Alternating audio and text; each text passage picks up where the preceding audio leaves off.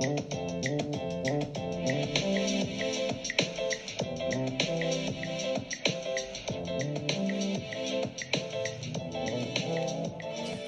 to the show. Ain't Gonna Hurt Nobody podcast, episode 43. 4-3. 43 is just for me. Just for me. You know, hair products. Oh, yeah. Come on, man. You know, I didn't have cable like you fancy people. All them random scalp burns and like, it was all kinds of stuff in that stuff. It's like people still suing from using just for me products. Was that a relaxer? Or a perm. What's the difference between a relaxer and perm? Well, depending on your location, some people called it a perm and some people called it a relaxer. And then if it was white people who got the curly perm, then that's how you differentiate. I don't know what y'all call it in Chicago, but in Milwaukee it was perm and / relaxer. So you used both. So that it was the same thing, but it had two synonyms. So perm, think about now. Curly Sue. I know. That's the white people perm. The great movie with... or more like the style Annie had. Yes. That would be the white people perm. And then, but where I'm from, Milwaukee. Great city. Why are you laughing so hard? Okay. So anyways, yes, it has its valuable points.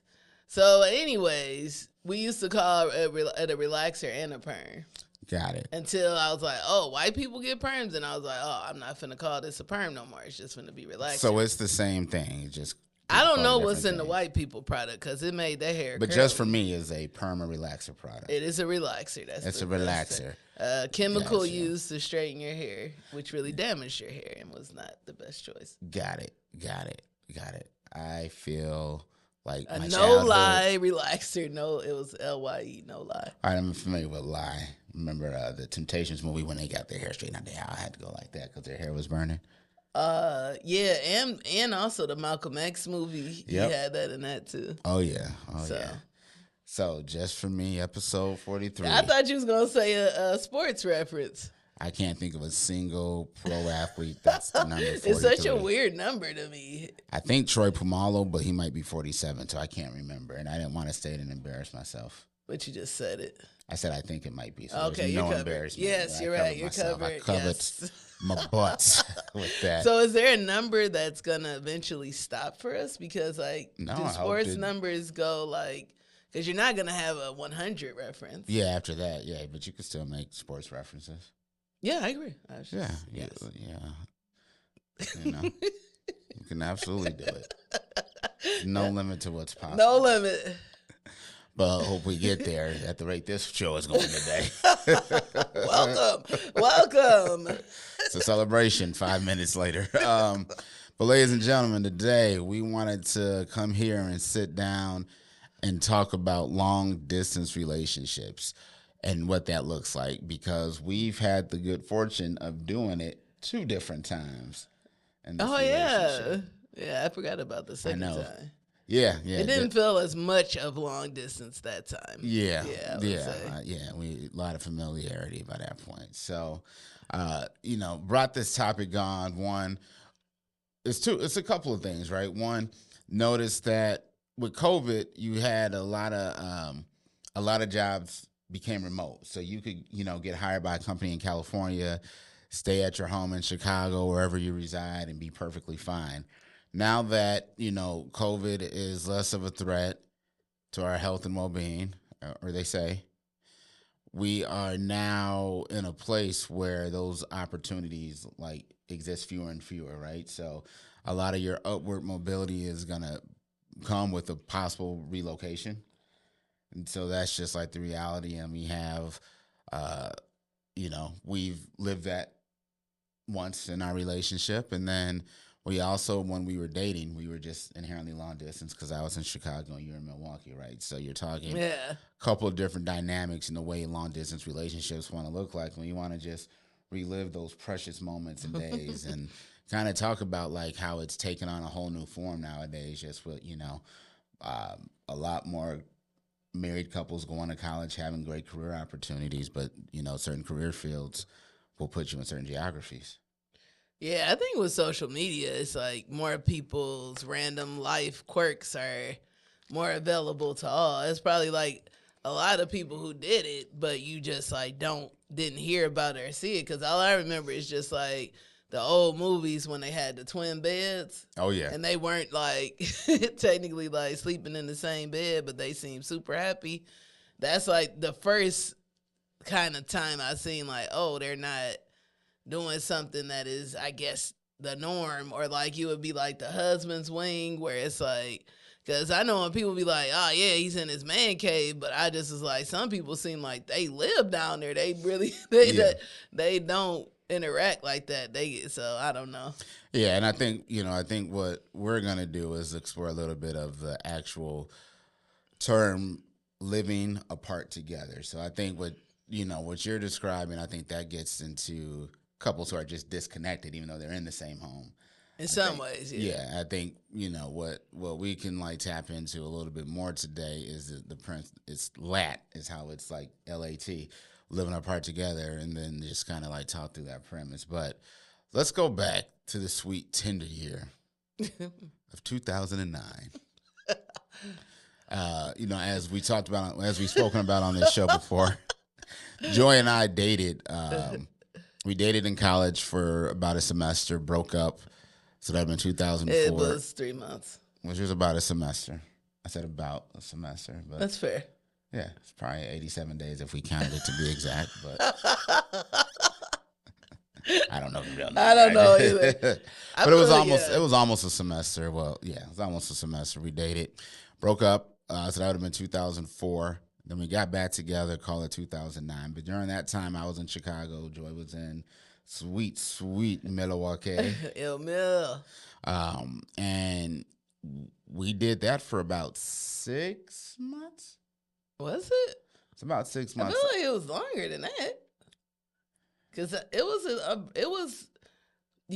was like the story of our reconnection. That would be 2008 was New Year's Eve, and you were like, yeah, I'm going to hang out with you on New Year's, and then you didn't. I was busy. And then and then I remember it was, I think either you called me on my birthday, which is February of 2009, and then in that in between time, I was like, hey, he's not that bad, I guess. And then pretty fucking awesome. Oh, all right, there you go. Okay, and then and then in March it was your birthday.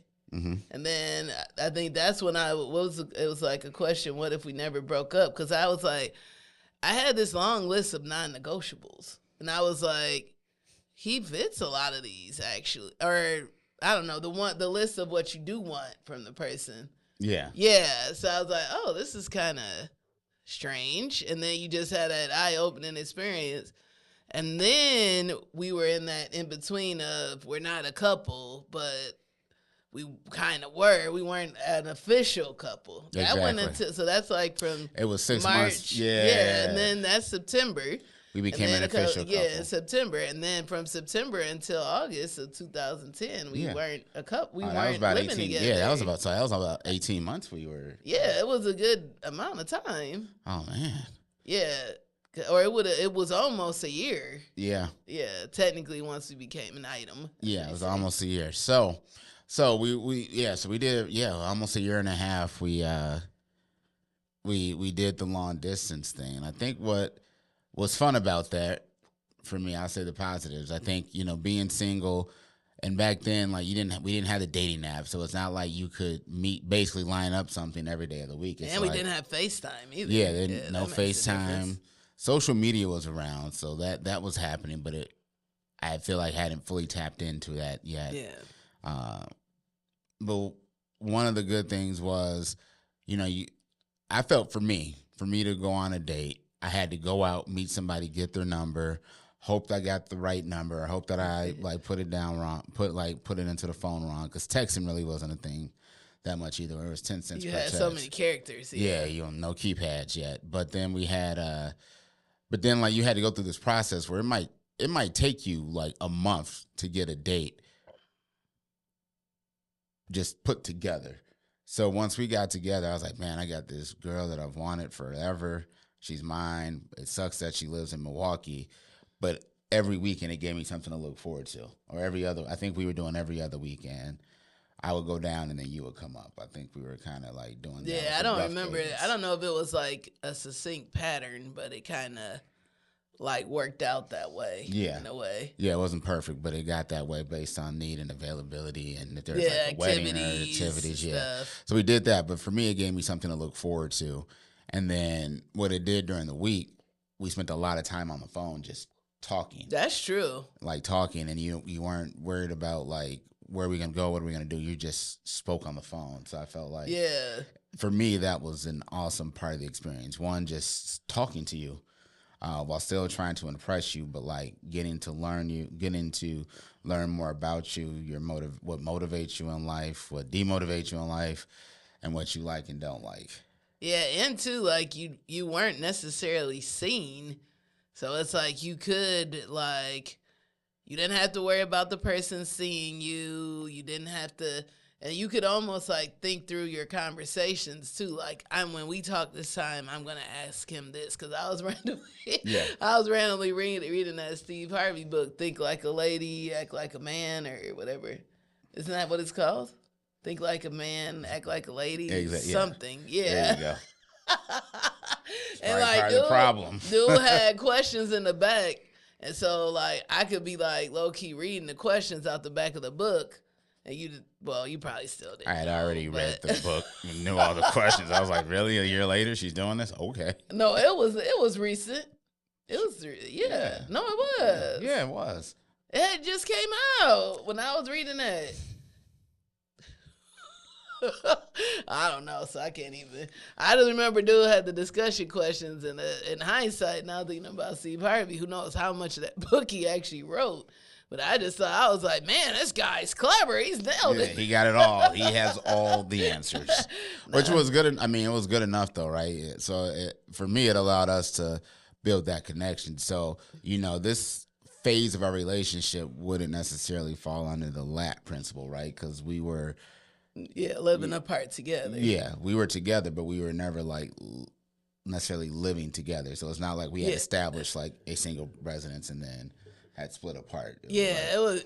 We were just long distance. Yeah, so I think in some ways that when you start out, long distance has its pros and cons. But when you like start out long distance, it's like there's just a level of independence that kind of comes into the relationship whether you want it to or not, because it's like you're gonna have to still entertain yourself while that person is somewhere else.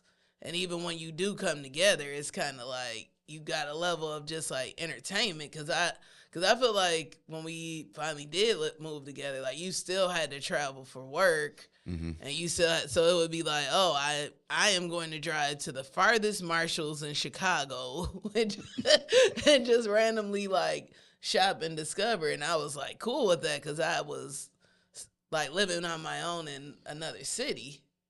So maybe, I don't know, but I don't think the LAT principle applies to when we were like dating. Yeah, because we're still like, you haven't established a life together. You're establishing a life together that then. Yeah, and I think like the LAT principle, like you're building a little more into like, you're a little more secure, hopefully, in like your relationship and like your partner. Whereas like when you're at least I can speak for me. When you're long distance and y'all don't have that commitment and all, it's always is that in the back of your mind, like, what are they doing? Are they being like, what are they like? Because I remember I wanted to move here so I could see like what you were like on a daily basis. Because one thing about long distance, you can almost like choreograph who you are. You have like the perfect dates. You're planning out. You're not seeing that person per se at their worst. Yeah. 9 times out of 10. Like, and then if you have an argument, it's like, oh, let me get my ass back on this mega bus and get the hell out of here. And then I won't see you for 4 days. So it's like you going like simmer down and cool off. Whereas when you see somebody every day, it's just a different experience for sure. Absolutely. And I think for me too, like, long distance allows you to become, you could be comfortable being one in your solitude. But when you're in a long distance relationship, like there's no solitude, but there's always like a pot of gold at the end of the rainbow. Because like I don't know, it's like it's like you're going away on an adventure like every weekend because like you're gonna go on a dope date, you're gonna eat out, you're gonna be able to you have a date to like weddings, events, prominent, things like that, and it I guess like you don't have to be on like every day or like on call, like so to speak. And right? it's pretty much like you never will be. Yeah. So that's what. But too, like you're in a new environment, like just switching your environment like impacts mood. So Absolutely. it's like I know for me, I was like, "Ooh, Chicago," and then you would be like showing me like all this like different places, restaurants. So it's like you're just entertained like with that.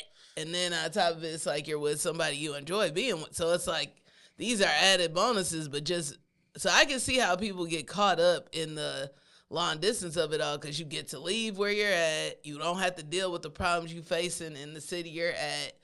And like it's a new environment, a new space, like new experiences that are different from where you're currently at. Yeah. So it makes it. I get it, but it loses. I guess it could lose its luster, especially if I don't know. Did it ever lose its luster for you? No, I was looking forward to doing it a little bit longer until somebody had other plans. Yeah, now that I think about it, like clearly. It's like, this just got real.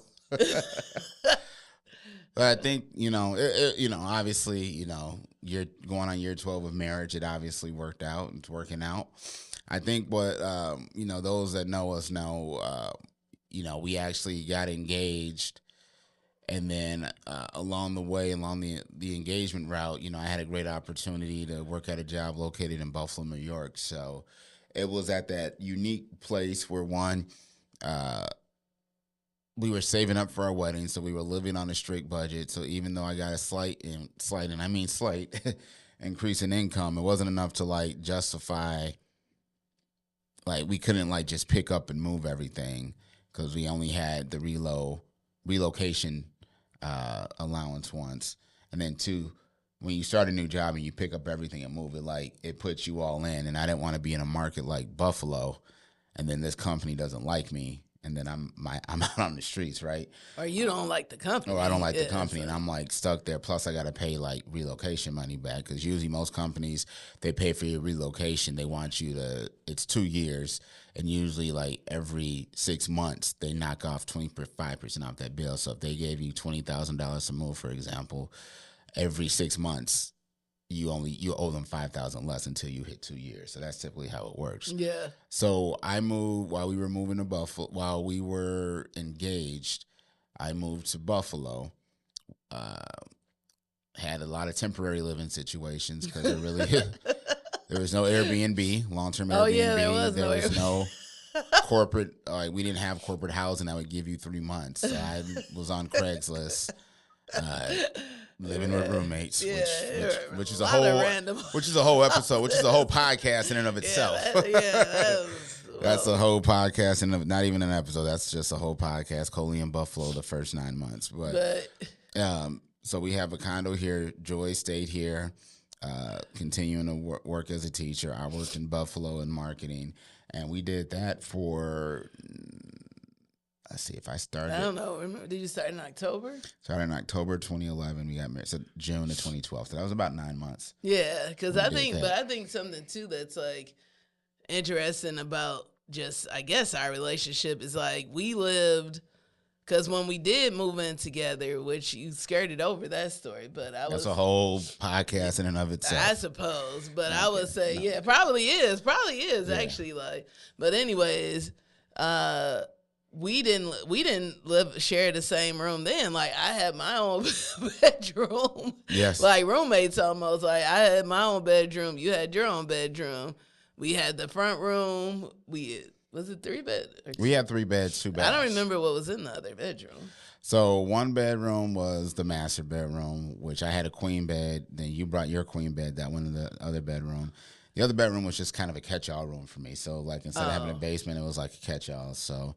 Yeah. Sneakers, boxes, like My parents, they moved, so like all my childhood toys and stuff are like albums I just had to take all of a sudden. So I was just like, oh, okay, this is everything. So it was just kind of call it a catch-all room. Well, yeah. So yeah, we definitely were already, because we were long distance, and then we had the separate rooms, and then we were again the long distance. But when you were in Buffalo, it didn't seem as bad as when we were.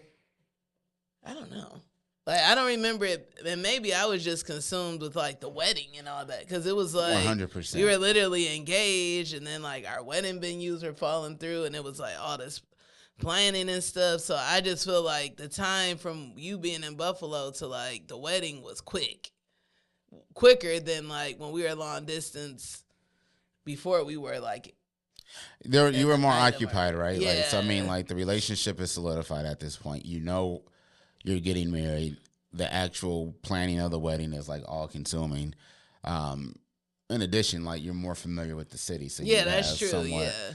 of a circle. You could go. You're still going back to Milwaukee pretty regularly, right? Because that's where all your family is. So like, it was pretty occupying life. And I would say this too, like part of like, even though we were in the same home and like, you know, that was pretty, like you said, pretty much a living apart together situation.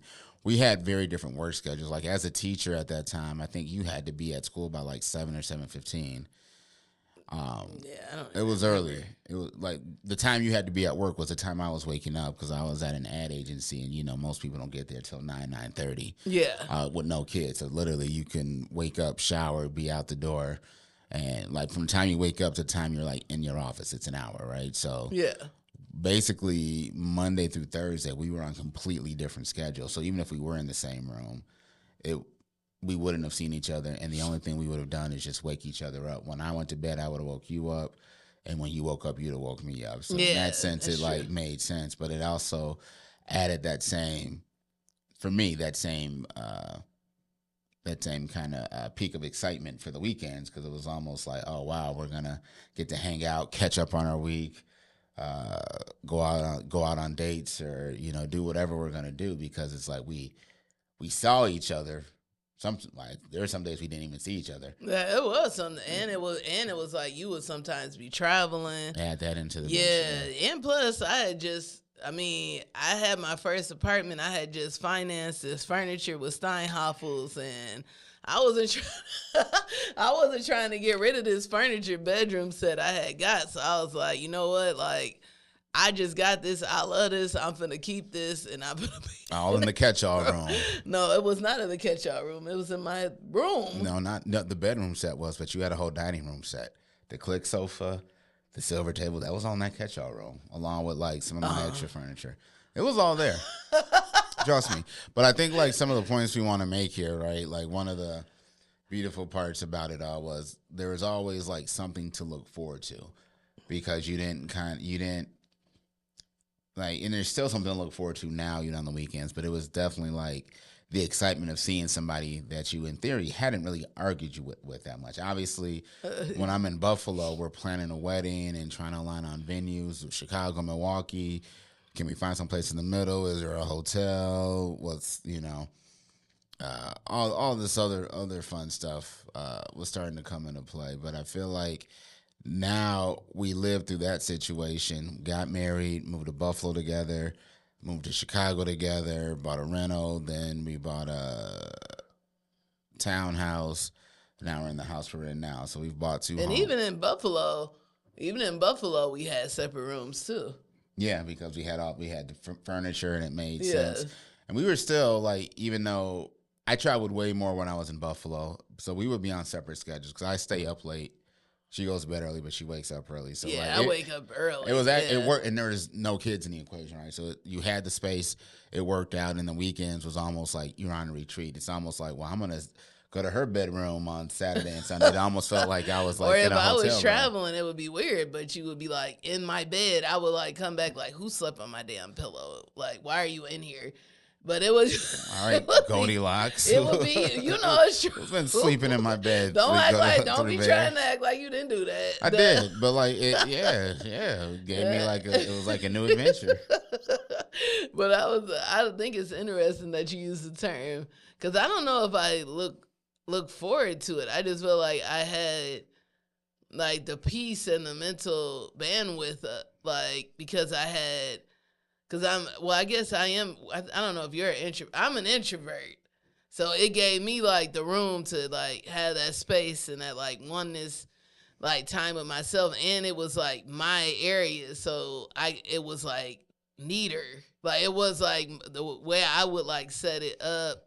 I was just like I'm messy too, so I'm not trying to say cold. It was the way you would, but you got to live the life the way you wanted to, and it was like, and I got to do what I did, and that's an argument. We had now.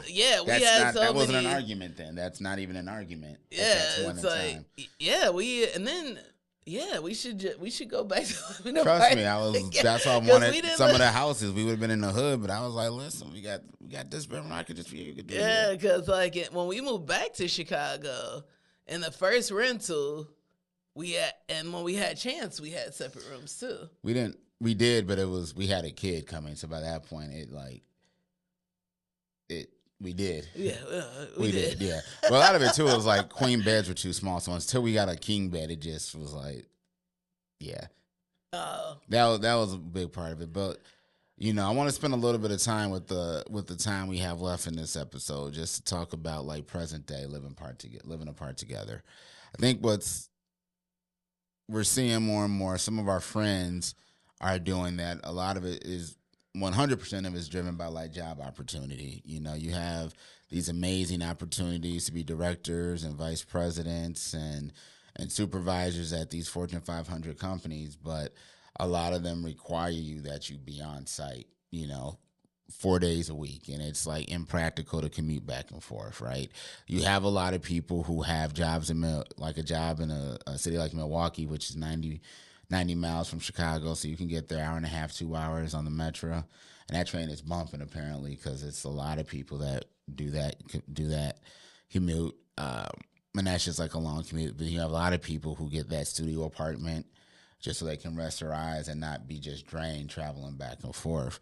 And I think, according to the stats that we did in doing our research for this episode, they said 4 million Americans identify as living apart together, and that's just who identify.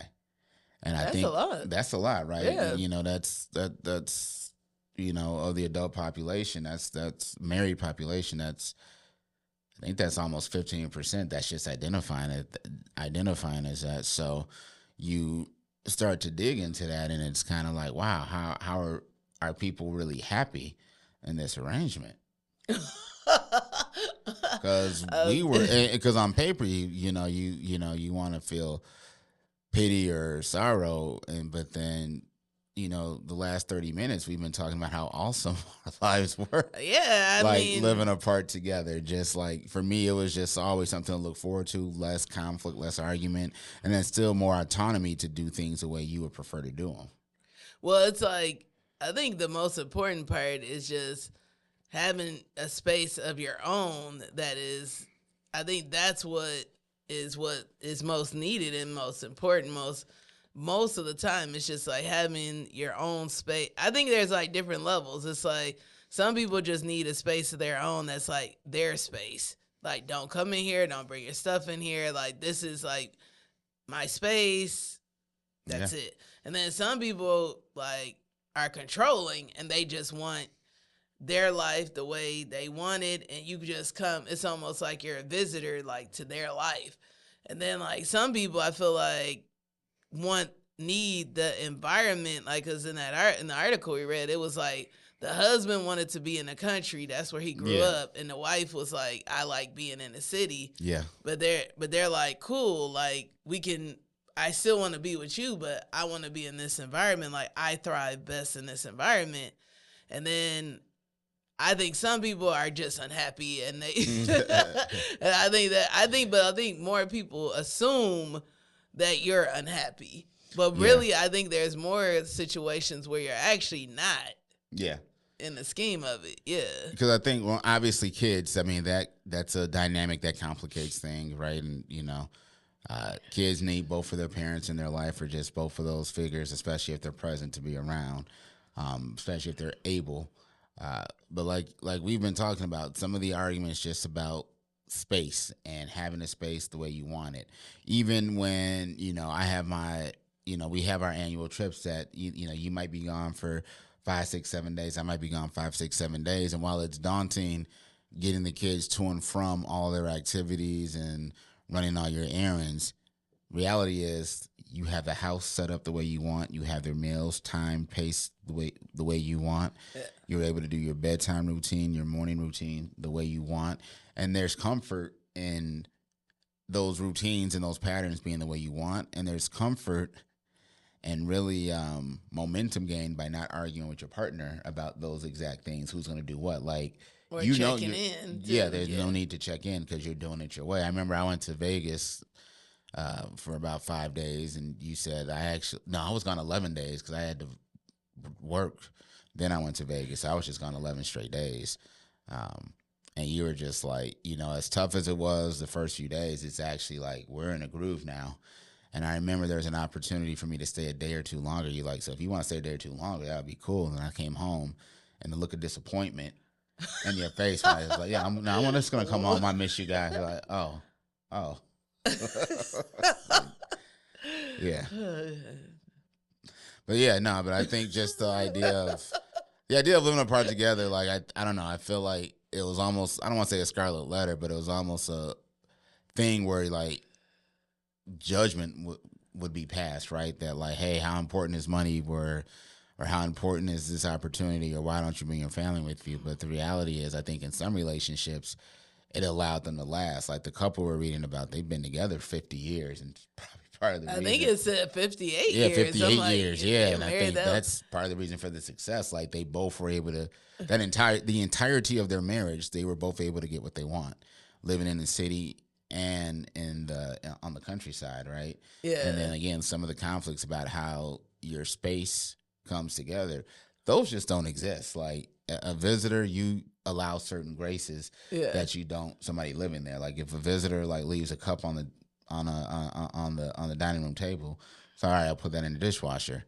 If your partner does it, it's like, no, it's gonna be here. I'm gonna have to clean up after him. So it's like, or it's the reverse too. That like it's like you get one person's gonna like, because it's not necessarily both. I feel like both partners get irritated by stuff, and then it's usually one who's upset because somebody said something to them, and then there's one who's upset because the person like did something, and it just goes back and forth. But I think too, like living apart together, if you have a big enough house and you have the rationale, I think what made us stronger and like made it like if someone says something, just like fuck you, like I don't care if you have something to say, because like you had like this rationale in your head, like I know why I'm doing this, my partner is cool with this, I'm actually more at ease and happy with this, so like what you have to say about it, like I'm not ashamed about this, why am I like forcing something just because like society is like y'all gotta share the same bed? Like it's some people, like people be having sleep apnea, people be snoring. It's like actually you're actually kind of doing your own self-care, because it's true, I did have to like either I would be getting up super early, like when I'm saying early, I'm talking about like 2, 3, 4 in the morning, like early. And then too, even like I remember that when we lived on a townhouse, we weren't able to, that was our first time like sharing a room. Yeah. But the difference was we had 2 full bathrooms. Correct. So we still were able to like, in a way, live apart together because like we didn't have to share a bathroom. So when Coley would be in there for extremely long time, it didn't bother me because I still had a place to like go. That was my place of solitude. Yeah, it's like we all had our like kind of like place to go. Whereas like now in our house, we have to share the bathroom. So now it's like we're having arguments about sharing our bedroom, plus arguments about sharing the bathroom. It's like cleaning the bathroom. Yeah, it's like So I think if it if it could reduce arguments. Yeah. Did not think this By a lot. episode would start with us really buying into. Maybe we need to find something else. Yeah, yes. What do you though, Joe? Let me ask you this: like, what impact or benefit do you think that, if any, does it have to the children you might be trying to raise if you're a couple? That question was weird. I don't know how it connects to what. No, living apart together, right? Oh, so that's, okay. Yeah. I don't know what benefit it has. I mean, I think it's just, I don't think they care. I don't think they're like, oh, I saw on Bluey that the mom and dad were in the same bed. Are you and dad going to get a divorce because you're not in the same bed? Like, I don't feel like kids care. I'm talking about the same city. Like, let's say. Oh, I didn't know what you were like talking about. Yeah, living apart together in different cities. What impact? What do you think there? Instead of like benefit, like what's the impact, good or bad, you think it has on kids? I mean, I don't know any scenario. I don't know, so it's hard. I don't really know. Like, I think it depends, like, on the structure that you set up, because I think kids don't care as much. I think, again, it's kind of like a societal norm, or like a societal way, like, oh, you're not here, you're gonna miss out on your kids' stuff. Your kids are gonna miss you. They're gonna miss that their mom's not there, whatever it is. But I think if you have like a structure set up, like, okay, mama's gonna be gone Monday through Thursday. You know I'm coming home Friday. We're gonna do this thing that we always do on Friday. We're gonna do this thing we always do on Saturday. On Sunday we'll do this. I feel like they more thrive off of structure and like knowing you're gonna be there. Whereas it's some people, they live in the same house and like their partner and their like parent is like not present. Mm-hmm. So I think it just matters like how much structure you put into it, and if you're like a present parent, so that, or even if it's like every Monday, even though I'm in another city, I'm gonna FaceTime you at 6. It's like kids are gonna be cool with that. They're not that. I think they thrive off of structure and just love. Yeah, I think again, like the ideally, you want to, people want to be there for every moment and get along with their partner and make it work, and then find that living and work situation that's just right. I think also though, like the excitement that I had with living remotely, like when my parents are separated, once you get over like kind of the pain of the tear, like the excitement of like, well, I'm gonna see dad on Wednesday or whatever and do this, like that kind of replaced it. And then again, you find like comfort in your new living arrangement, which are, if you're just with one of your parents, you're not. I would think the same would happen living together apart, and that living apart together. I think that same just like excitement and optimism and peak would still be there.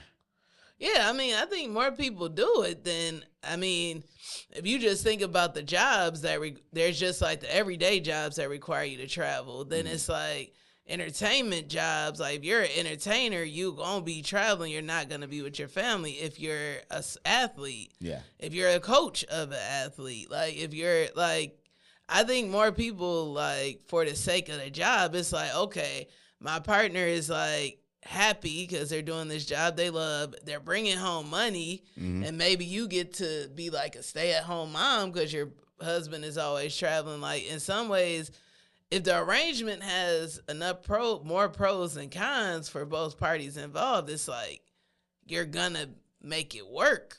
And then if the arrangement you currently have has more cons than pros, like, I feel like that just leads to resentment because it's just like, this is not working. And then, so it's just a matter of like thinking of it like that, because it might be a really good opportunity that like when someone's in like a bad job, they're just like moody, depressed, and all that. So it's like, oh, I'd rather you be in this job where you travel, but you're happy, and I see you whenever I see you, but I know I'm going to see you. Yeah. Because I think it's a lot of people who are living together, but they're like living together apart. It's like people don't be hanging out with their spouse. They don't be at home.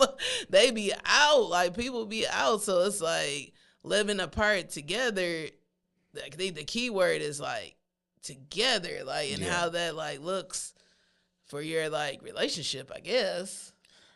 Yeah, that's a great answer. I think I think the opportunity to make it work for you makes a lot of sense. I think emotionally, I think financially or fiscally, it can make a lot of sense as well, depending on if you already own property together. The market where that job is, it might not make sense to buy there, but like renting there, a much smaller unit to accommodate the person who is like working there, but then traveling back home goes a long way. You know, Joy and I are finally watching Married to Medicine. Oh, what a good show. Yeah, and we're on season 5, but like, you know, so Dr. Simone and Cecil, they like live in Georgia. They live in the same, they're in the same city. But oh yeah, I forgot about that. To accommodate, you know, they brought separate homes to accommodate their kids school. like going to school, being able to get there in a timely fashion. So I think like I saw it and I didn't think twice. I actually thought it was quite genius because it's like that. Those like right now, the life we're living with the commute we're making daily for both of the kids because Chicago Public Schools canceled bus service unfairly and inequitably. Yeah. And they say they can't find drivers, but we got buses coming from Texas every week.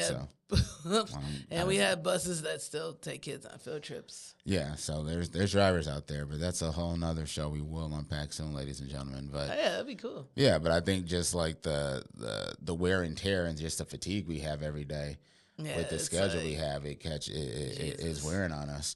You know, I noticed during the summertime, like when the kids don't have to wake up as early, we get them in the camp with just one drop off. It's like it's one less thing for us to have conflict over. Like who's going to take which kid where, who's going to pick up each kid versus like kids are going here. I have to be at work at this time. I don't have to be at, you know what I'm saying? So many schedules to like figure you have out. to coordinate a lot of things. And I get like there's a point of utility that, you know, I think that living together apart like just brings that like should really be considered. Living together apart or living apart together? Sorry, living apart together. Oh, okay. Living apart together. Because, I mean, I don't know. I just think, like, I think that when people like Dr. Simone, for instance, it's like she's like, to me, like a prime example because she already has, like, an inconvenient schedule because it seemed like she just be on call and just getting up babies. In the night. You have to be babies when they come. Like it's like so Cecil, yeah, bro, watch the show. So Cecil would probably be like, oh, here she go. Her phone probably be ringing. Yeah, she seemed like she be up in the night doing work. And then, like, on the episode, she be, like, straight on the hoverboard, just in the house by herself. Yeah. Like, she look like she is living her best life. And dude seemed like he already was just living apart together because of her schedule. Yeah. So they probably is just doing what they already have been doing anyway. Yeah. But it allows a person who's probably, I assume she's making the lion's share of the money that allows her the runway to do what she got to do to be able to get the money to provide for the family, and it puts just more of the child care burden on him. Yeah, and it works in a way. It was working for the kids, I suppose. Absolutely. We don't know because they're having some problems. And we have so many more seasons. So we'll see if this backfires. We'll see. Yeah. So now we get to go to my favorite part of my favorite segment of the show, which is things we wish we would have known. So, you know, one thing I wish I would have known is the level of like closeness and intimacy that you can develop while being in a long distance relationship, while not like being in the same place. Like we spoke about earlier, you know, I never thought that when we started dating and I thought us being apart would be an issue. But in fact, while it did create issues and some times of loneliness, despite me being comfortable in my solitude, it did build opportunities for like a lot of opportunities just for us to spend hours and talking on the phone. And we both had AT&T at the time, so we were able to talk anytime. 9. No, we didn't have to wait till 9 because we both were on AT&T, so we could call each other whenever we wanted. I think in the beginning it was. I think 9. I might have had Verizon in the beginning, then I switched over to AT&T. Hold on, hold on. It's 8:56. I'll call you back in 5 minutes. but reality is, it gave us the opportunity to just talk, listen, and learn and grow. So. It's hard to actually, be honest, we don't spend that same amount of time doing that now that we live together and we have kids and we're running around. So wish I would have known how important it is just to maintain that even once you guys, are cohabitating and are physically together at a constant rate. Yeah, that's an interesting point. I think it's just with the long distance, it's almost like, I don't want to say in a way a fantasy almost, or it's like there's not as much conflict, like, period. Yeah. So you don't have like all the resentment, all the like, this happened or that happened. Or like if you have the stress from your day or whatever, you have some time kind of like decompress that off of you. So by the time you talk with your partner long distance, you might still be agitated, but not like as agitated. Exactly. I feel like there's like a lot of outside stuff too that like hinders your connection level or like intimacy, just because you're stressed, you're tired, you're hungry, you might be in pain, you might be sick. Yeah. Whereas like you could just, when you long distance, you could just be like, I am sick, and then lay your ass down. You don't gotta do nothing else, and you can like schedule when you do certain things. But that's an interesting point. I think it comes back down to like scheduling again, and then you make each other a priority, or you. I don't know. That's an interesting point, kind of. Absolutely. Because, yeah. So what's something you wish you would have known? I think something I wish I would have known is just the importance. I wish I would have known myself more, and how much I value like my own space, and how much I value like, I don't think I understood that in the moment. I just think it like coincidentally occurred, if that makes, I was just like, oh, it's a coinkydink that, but when you kind of look through the story, it's like, wait, we had a couple of times, like we had more times when we had like our own rooms than we have examples of us like having a room together. Correct. Like when you kind of like reflect back, it's like, and maybe it's something like we both kind of value as a couple, because it's like maybe one couple like doesn't like people, maybe one person don't like somebody touching their stuff and moving it around, or another person likes their stuff a particular way. It's just like, what is the best way to live together and reduce this conflict? Like your partner is not going to change. Mm-hmm. It's like they are who they are. So I think something I wish I would have known is just like how much I value having my own space, and like building that in, not just like coincidentally, but like intentional, like being more intentional about like what matters to me, and making sure that I set that up for myself. Yeah, and I feel like that's as you want to adulthood. I think that's why, or like really being married, I think that's where things like game nights come together. People do fantasy football, like guys get together to watch a game, girls do brunches, right? Like you physically might not have that space, but you create these kind of pockets where you can sort of kind of get them, right? Because it's very rare you get the house to yourself or moments by yourself, and I think that's why people create these kind of social outlets that get you there, or take up hobbies or interests that let you get there. So, yeah. So, ladies and gentlemen, living apart together, living together apart, interesting conundrum that I think, the more and more society goes and requires us to stretch in order to get the job and the money and the opportunities we want, it's a way of life. So, don't be ashamed if that's what you do, or that's what the opportunity life puts in front of you, because a lot of people are doing it, and it's only going to keep growing. That's true. And there's a level of trust that you should kind of be proud about. Like, oh, we have this amount of trust in each other that we're able to like do this, and we're actually like happy. So that's like actually a positive. It really is. It really is. So on that positive note, that's our show. 43. Ain't going to hurt nobody. 43 for me.